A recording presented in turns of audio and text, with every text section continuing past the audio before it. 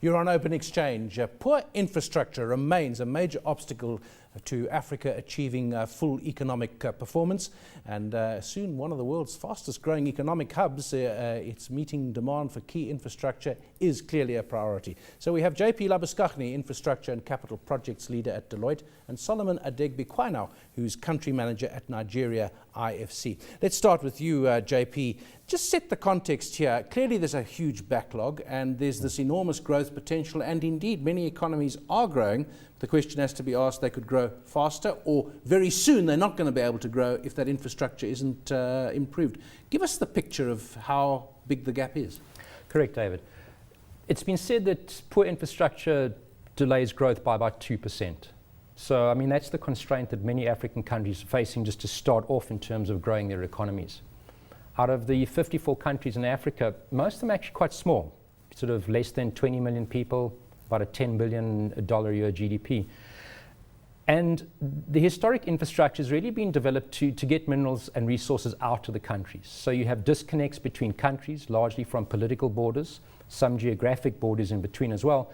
But basically, the minerals and resources of Africa are designed to be exported, and with very little focus on interconnectivity between African countries. And that's what's stifling a lot of inter-regional trade. And I think that's what's actually prohibiting Africa's growth in this crucial time where Africa actually has a lot of potential at the moment.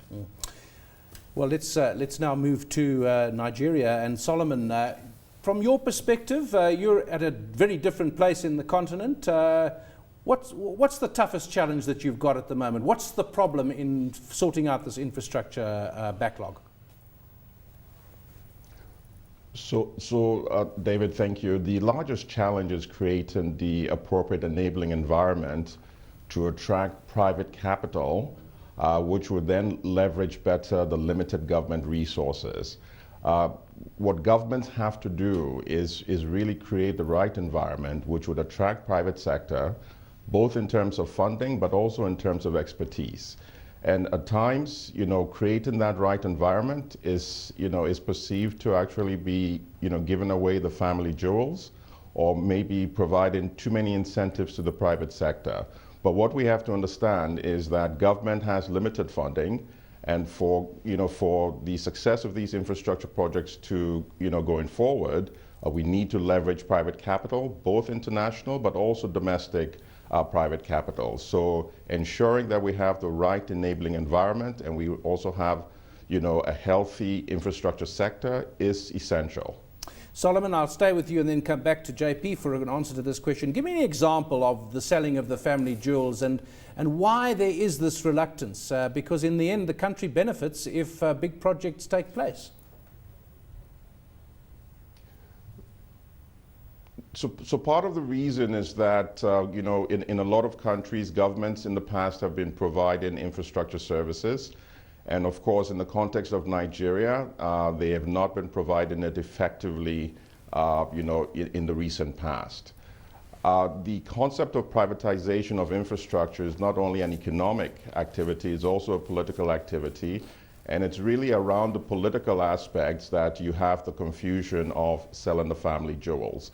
We shouldn't underestimate that aspect, but once again, I do agree with you, and I think most people will factually agree with you that it makes sense because you're going to provide an essential service at a cost competitive rate. So it's natural that it should be done, but we also have to admit that it's a political process, and we've got to pay attention to that and ensure that ensure that ultimately the underlying contracts are fair and balanced, and everybody in the public and also in the in the technical sectors would find an appropriate environment to engage. JP, how far are we in making progress here? Do you agree with Solomon? It's actually a political issue, not a financing issue. If the politics was sorted out, would the money be available? Yes, I think so. I think Solomon's right. It is a political issue, and it's political on different levels. There's some regional integration issues. There has been a fair amount of work between the AU, NEPAD, and the African Development Bank in looking at some of the regional policies for infrastructure integration. So on that one level, work has been done, but it's translating that sort of regional or African sub-Saharan issues down to into country mandates. And I think that's sometimes where the weakness, and I think that's where the political will kicks back into as well. But with a number of projects, both in South Africa and Southern Africa, that have stalled, it's because of inconsistent political will. Give an example. In South Africa, there was quite a large initiative several years back on public-private partnerships for the development of new prisons. Changing political will stalled that project, and I think it caused a lot of unhappiness in the industry. A lot of money was spent, both locally and from overseas investors. So inconsistent political will or changes in political will do certainly affect projects.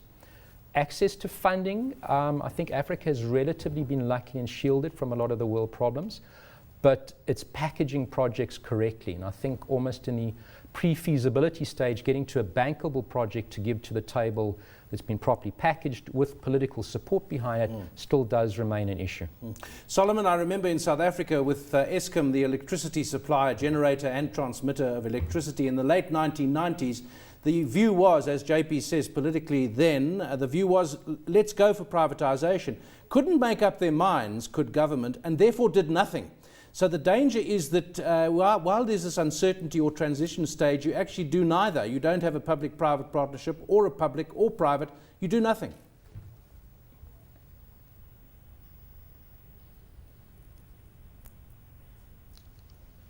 Solomon, did you hear me? I was saying that one of the problems is that if with political uncertainty and policy uncertainty, projects get put on hold because of the uncertainty. Is that a problem for you in Nigeria?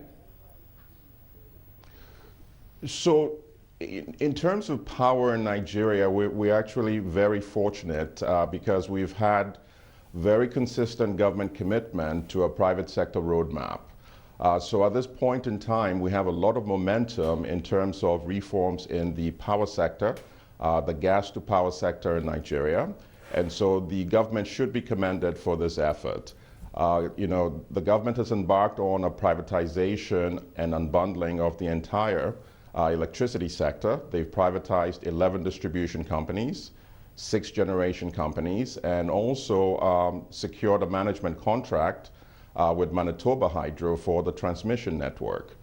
In addition, now we're in the process of engaging in some further government privatizations of the Nigeria integrated power projects, which would add another 5,000 megawatts into the system. And then, alongside that, we have a number of greenfield IPPs, being developed at the moment. So what I'll say is, at this point in time in Nigeria, the government has shown very clear commitment. We strongly believe in the process, and as the International Finance Corporation, the World Bank and MEGA, we are fully engaged in supporting the government on these reforms. And we have a very unique value-added program that we've put in place, and we wouldn't have put this in place if indeed government wasn't showing sustained commitment. Well, that certainly sounds encouraging. JP, are there places and projects together where you could say, there it's working? That's an example of what could be done. It can't all be unrelieved uncertainty. I think the power sector is one of those examples. I know Nigeria's power reform has done incredibly well. In the South African context, if one compares the current problems that Eskom's having with Medupi with the success of the Department of Energy's renewable energy program. Essentially, it's been quite a world-recognized program for getting people to bid to produce renewable energy plants. That program has run incredibly well. There have been some delays, but effectively the rounds of bidding windows have closed. The first and second round have closed. The third round is closing in about a month's time. And so that's an interesting contrast where there has been solid political will behind a program initiative to develop the power sector in South Africa. So also encouraging, but a long way still to go. We'll have to stop there. That was JP Labuskaghni, who is Infrastructure and Capital Projects Leader at Deloitte, and Solomon Adegbe Kwaino, who is Country Manager at Nigeria IFC.